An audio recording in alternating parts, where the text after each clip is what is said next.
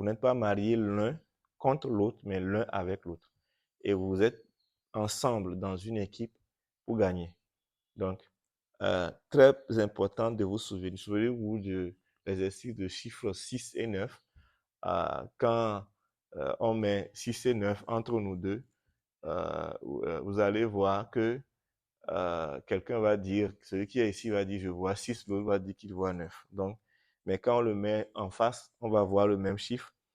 Et donc, c'est important de mettre le problème devant nous. 10, rechercher ensemble ce qui peut être changé et ce qui ne peut pas l'être.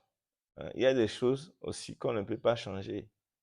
Ah ben, si ma femme voudrait que je devienne plus clair, c'est pas moi, ou plus noir, je ne sais pas si ça va marcher. Mais par contre, il y a des choses qu'on peut changer, des choses sur lesquelles on a du pouvoir. On a enseigné ça ici, qu'il y a 3 catégories de choses, des choses qu'on peut changer, les choses sur lesquelles on n'a pas de pouvoir, et les choses sur lesquelles seul Dieu a le pouvoir. Nous devons répertorier les choses. Les choses qui peuvent changer, changeons-les. Les choses qu'on ne peut pas changer, adaptons-nous.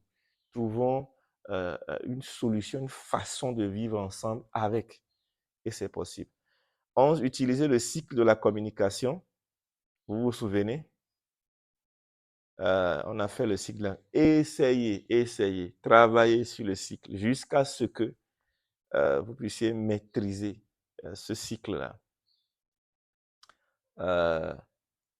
Donc, l'interlocuteur, vous vous souvenez, parle, exprime, enjeu, voilà, etc.